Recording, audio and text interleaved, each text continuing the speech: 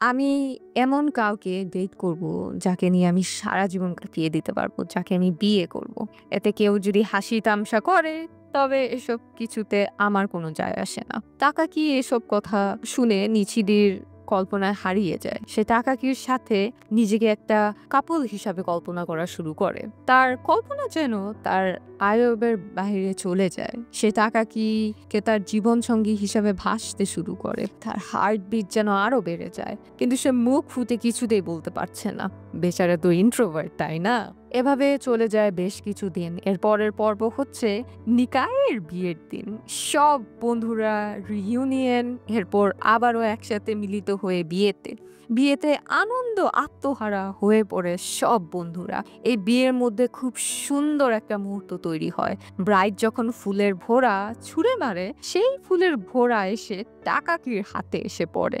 যা দেখে সেখানে থাকা সকল অতিথি হাততালি দিতে শুরু করে। সেই মুহূর্তে নিচিদি তাকাকিকে নিজের বউয়ের সাজে কল্পনা করতে শুরু করে। মুহূর্তটা তো যেন খুব সুন্দর একটা স্বপ্নের মতো হয়ে যায়। তার কয়েক মিনিট কল্পনা ভেঙে যায় নাকায়ের জন্য। কেননা এখন নাকাই তার সদ্য বিয়ে করা বউকে খুব সুন্দরভাবে প্রপোজ করলো। আসলে সে এখন পর্যন্ত তার বউকে প্রপোজ করতে পারেনি। সে খুব সুন্দর মুহূর্ত তৈরি করে এবং সবার সামনে বউকে প্রপোজ করে। তার প্রপোজাল মুহূর্তের মধ্যে যেন থমকে যায় সবাই। এরপর বিয়ের পর্ব শেষ হলে তারা ২ বন্ধু একসাথে বসে কথা বলছিল। তখন নাকাই নিচিদিকে বলে, "বন্ধু, এখন সেই সময় চলে এসেছে। তুইও তাকাকিকে প্রপোজ করে ফেল। দেরি করে ফেলিস না।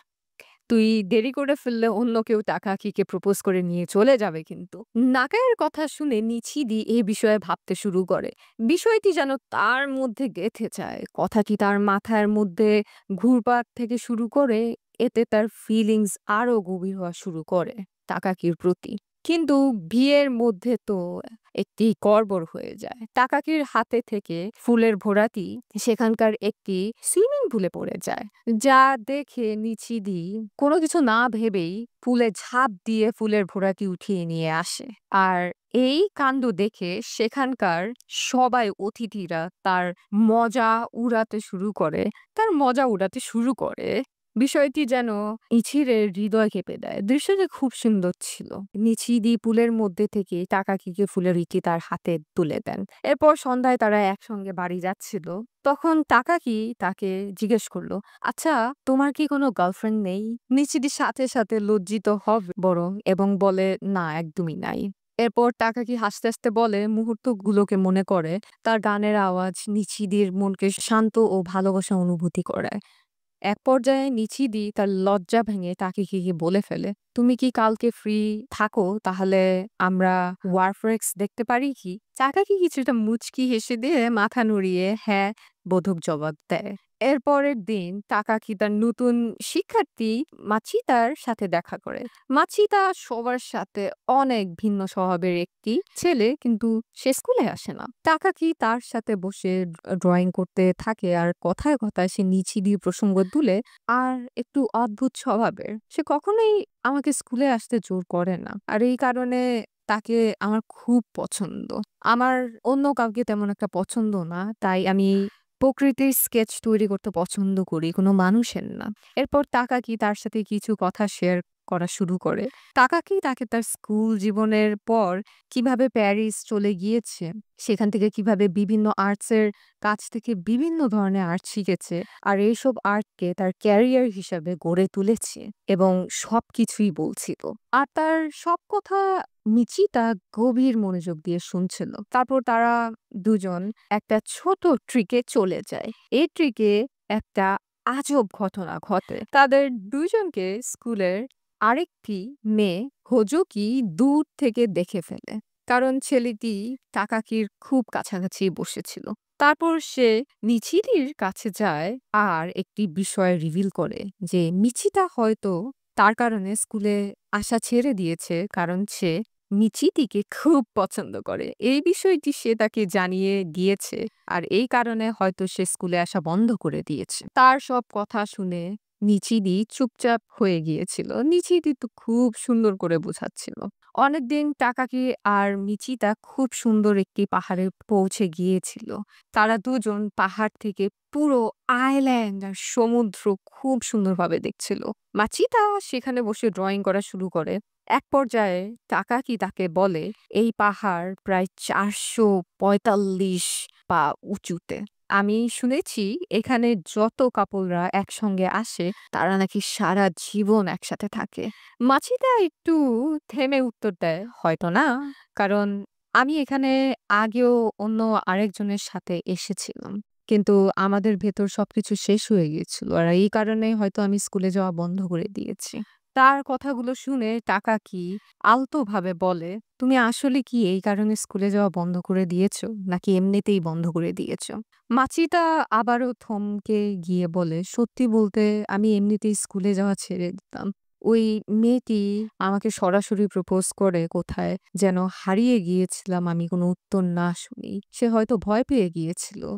আর এখন হয়তো সে নিজেকে আমার স্কুলে না যাওয়ার জন্য দোষী মনে করছে। এরপর টাকাকি তাকে সে বলে, কিছু, কিছু সময় মানুষ না বুঝে নিজেকে দোষী ভাবা শুরু করে। হয়তো ওই মেয়েটি এমনটা ভাবছিল কিন্তু এতে তো তোমার কোনো দোষ নেই। মেয়েটি নিজেই তার আত্মবিশ্বাস হারিয়ে ফেলেছিল। মাছিটা থেমে যায় এবং আস্তে করে বলে যে, এ কারণে মানুষজন অনেক জটিল। তাই আমার মানুষের সাথে খুব একটা মিশতে ইচ্ছা করে না। মানুষের সাথে থাকতে ইচ্ছা করে না। এজন্য আমার একা থাকতে খুব ভালো লাগে। টাকাকি তার সব কথা শুনে মুচকি হাসি দিতে থাকে। আর মনে, মনে ভাবে হয়তো এখনো মাচিটা ভিতের অনুভূতি রয়েছে। আর এই ছেলেটাকে মিছিদির মতো নরম মনের মানুষ ঠিক করতে পারে। এরপর টাকাকি তাকে বলে, যতই তোমার মনে হোক তোমার কোনো দোষ নেই। তবে কিছু, কিছু সময় মানুষ কিছু না করেও দোষী হয়ে যায়। মানুষ নিজের অজানা অজান্তেই দোষারোপ করে নিজেকে। যখন একটি মেয়ে তোমাকে তার হৃদয় দিয়েছে আর তুমি সেটা কোনো উত্তর না দিয়ে নীরব থাকো, তাহলে ওই মেয়েটি অবশ্যই মনে হবে যে তোমার জন্য তার দুনিয়া পাল্টে গিয়েছে। যতই তুমি নিজেকে নির্দোষ মনে করো না কেন, তোমার জন্য ওই মেয়েটির ভিতরে বাজে অনুভব হবে। এই সময় মাছিটা একেবারে চুপ হয়ে যায়, কেন তার ভিতর কথাগুলো গেঁথে গিয়েছিল। অপরদিন মিছিদি হোজাকিকে বোঝাতে থাকে যে, তোমরা নিজেদের নিজেদের দোষ ভাবার কোনো প্রয়োজন নেই। তুমি শুধু তোমার অনুভূতি শেয়ার করেছো আর এটা কোনো দোষের কাজ না। মাছিটা হয়তো বিষয়টিকে ভুল বুঝেছিল। বিষয়টির জন্য সে প্রস্তুত ছিল না। কিন্তু তুমি ভুল নও। তুমি সাহসী একটা মেয়ে। কারণ নিজের মনের কথা খুব কম মানুষই প্রকাশ করতে পারে। তুমি সাহস দেখিয়েছ, এই সাহসই তোমার শক্তি। মিচিদি কথাগুলো শুনে মেয়েটির মুখে হাসি ফুটে যায় এবং ওপর থেকে একটা বড় একটা বোঝ হালকা হয়ে গেল। এর পরের দিন সবকিছু যেন অনেকটা বদলে গিয়েছে। মাচিদা স্কুলে আসে আরম্ভ করে। শুধু স্কুল নয়, বরং সে বন্ধুদের গ্রুপে আয়োজন দেয়। সে সব ভুলে আবারও হোজুকির সাথে একসাথে গল্প করা শুরু করে। এক পর্যায়ে হোজুকি তাকে সরাসরি জিজ্ঞেস করে ফেলেন, আচ্ছা তুমি কি টাকাকি ম্যামকে পছন্দ করো? কিন্তু সে সাথে, সাথে বারণ করে বলে, আমি শুধুমাত্র তোমার জন্যই ফিরে এসেছি। এই বলে তাড়াহুড়া করে সেখান থেকে চলে যায়। ঠিক সেভাবেই কেমনটা হুজুকি তার সাথে পূর্বে করেছিল। তার কথাগুলো শুনে হুজুকির ভিতর অন্যরকম একটি অনুভূতি কাজ করা শুরু করে। এরপর ফিরে আসি আমরা আমাদের আসল কাহিনীতে। মিছিরি আর তাকাকির গল্পে তারা দুজন তাদের পরিকল্পনা মোতাবেক একটি ফেস্টিভ্যালে আসে। তারা সেখানে দুজন ফায়ার বক্স দেখতে চেয়েছিল একসাথে। সবকিছু যেন কাল্পনিক লাগছিল তাদের কাছে। আকাশের রং-বেরঙের তারাবাতি, সেই মুহূর্তে তাদের জগৎ যেন সব আলাদা হয়ে গিয়েছিল। এক পর্যায়ে টাকাকি মিছিদিকে ধন্যবাদ জানায় এবং বলে, "তোমাকে অনেক শুকরিয়া আমাকে এত সুন্দর দৃশ্য দেখানো নিয়ে আসার জন্য।" নিশিদি কোনো উত্তর দেয় না। দুজনের ভিতর অনুভূতি কাজ করছিল। একে অপরকে কিছু বলার, কিন্তু কেউ সেই সাহসটা পাচ্ছিল না। পরের দিন টাকাকির শেষ দিন স্কুলে। টাকাকি সবাইকে বিদায় দিয়ে আর ভালোবাসা জানায়। বাচ্চারা তার প্রতি অনেক আসক্ত ছিল, তাই সবার চেহারাতেই তার জন্য একটি উদাসীন ভাব কাজ করছিল। নিশিদি চুপচাপ তাকিয়ে থাকে। তার এটা ভেবে খারাপ লাগে যে টাকাকি তার মনের কথা বলল না বা শেয়ারও করতে চাইল না।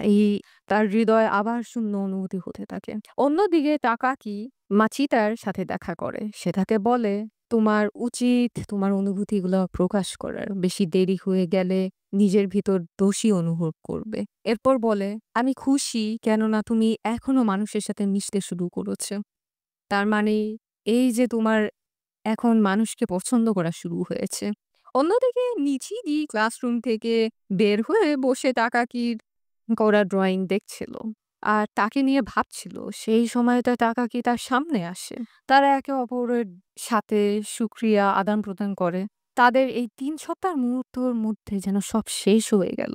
কিন্তু তাকাকি আবারও হাস্যজ্জ্বলভাবে বলে যে, "আমার তোমাকে বিরক্ত করতে, জ্বালাতন করতে খুবই ভালো লাগে। এটা আমি অনেক পছন্দ করি।" কিন্তু নিচিরি কিছুটা ইমোশনাল হয়ে যায়। সে বলে, "আমি কখনই ড্রইং করার ইচ্ছা হয়নি। কিন্তু কেন জানি না তোমাকে দেখলে নিজের ভেতরটা এক নতুন ইচ্ছা জাগে। কলেজের পরে আমি ভেবেছিলাম আমি কোনো কিছুই যোগ্য না। কিন্তু স্কুল জীবনে তুমি যতই আমাকে জ্বালাতন করতে, আমি ততবারই বাড়িতে গিয়ে শরীর চর্চা করতাম। তুমি যাওয়ার পরও এই অভ্যাস ছাড়িনি। আর এই কারণে আমি জিম টিচারের দায়িত্ব দেওয়া হয়েছে। আমার এখানে থাকার কারণ একমাত্রই তুমি। আর আমি এজন্য খুশি যে তুমি আবারও আমার সামনে এসেছো।" এসব কিছু বলার পর এক পর্যায়ে যে নিচিদি তার মনের কথা বলে দেয়। সে তাকাকিকে বলে যে, "প্রেমে পড়ার অনুভূতি কেমন তা আমার জানা নেই। কিন্তু ৩ সপ্তাহে আমি এটা বুঝে গিয়েছি যে আমি তোমার সাথে অনেক শান্তি পাই। তোমার সঙ্গ আমার চেহারাতে একটা হাসি নিয়ে আসে। তোমাকে দেখে আমি আমার সব ক্লান্তি ভুলে যাই। যদি তুমি এসব অনুভূতি করে থাকো তাহলে আমরা ২ জন ডেট করতে পারি। হোক সেটা লং ডিসট্যান্স।" তার কথা শুনে তাকাকি একটু অভিনয় করে তাকে বলে, "আমি তো অন্য একজনকে ভালোবেসে ফেলেছি। এমন একজন যাকে খুব একটা দেখা যায় না। তবে সে আমাকে খুব ভালোবাসে। আমার অনেক কেয়ার করে। মিথ্যা একদমই বলতে পারে না কিন্তু নিজের অনুভূতি প্রকাশ করতে দ্বিধাবোধ করে।" এটা শুনে নিচিদি একটু নিরাশ হয়ে যায় আর বলে, "ছেলেটা হয়তো আমার মতোই।" উত্তরে তাকাকি বলে, "হ্যাঁ, একদম তোমার মতোই। আর আমি ওকে ১০ বছর ধরে ভালোবাসিছি। কিন্তু সে আমার জ্বালাতনা আনন্দ পায়। আমি ওকে যতই জ্বালাই না কেন, সে আমার ভালোবাসা তার জন্য কখনোই কমে নাই।" এ পর্যায়ে নিচিদি বুঝে গিয়েছে তাকাকি তার কথাই বলছে। কিন্তু এই মুহূর্তটা তার কল্পনার মতো লাগছিল। তাকাকি আরো বলে যে, "আমি যখন তোমাকে ভালোবেসেছি যে আমি সেখানে থাকতে চাই, সময়ে থাকতে চাই। আস্তে, আস্তে নিজের অনুভূতি প্রকাশ করা শুরু করি। সে তার প্রত্যেক মুহূর্ত আর তাকাকি নিয়ে তার ভাবনাগুলো বলতে শুরু করে। এক পর্যায়ে তাকাকি বলে যে, "আমি তোমার সাথে ডেট করতে চাই না। আমি সরাসরি বিয়ে করব। বিয়ের পর তুমি যেভাবে চাইবে আমি সেভাবেই তোমার সাথে থাকব।" এবং তাকে প্রপোজ করে। "তাকাকি, তুমি কি আমাকে বিয়ে করবে?" সেটার সাথে, সাথে তাকাকি হ্যাঁ বলে দেয়। সাথে, সাথে তাকাকি হ্যাঁ বলে দেয়। এখন থেকেই তাদের নতুন সম্পর্ক শুরু হয়। তারা একে অপরের হাত ধরে বাড়ি ফিরছে। এর পরের দিন স্কুলের সব বাচ্চারা তাকাকির জন্য একটা সারপ্রাইজ আয়োজন করে। তারা সবাই বোর্ডে খুব সুন্দর, সুন্দর কথা লেখে এবং তাকাকির জন্য গান গায়। এরপর তারা তাকাকিকে ধন্যবাদ জানায় ওই ৩ সপ্তাহের জন্য। সেই ৩ সপ্তাহ তাকাকি তাদের সাথে কাটিয়েছিল। গল্পটি যেন কল্পনার মতো। যেই গল্প স্কুল জীবন থেকে শুরু হয়েছিল আর যেই স্কুলে শুরু হয়েছিল, সেই স্কুলেই শেষ হচ্ছে কিন্তু নতুনভাবে অন্য এক রূপে। এরপর তাদের ২ জনের খুব সুন্দর আয়োজনে বিয়ে সম্পূর্ণ হয়। তাদের সম্পর্ক শুরু হয়েছিল খুব সাধারণভাবে কিন্তু খুব সুন্দর একটা রূপে পরিণত হয়। সো গাইস আজকের জন্য এতটুকুই। ভিডিওটা যদি ভালো লেগে থাকে তাহলে অবশ্যই সাবস্ক্রাইব করতে ভুলবেন না। আর কমেন্ট করে জানান আপনার সবচেয়ে পছন্দের ড্রামাটি কোনটা। ধন্যবাদ।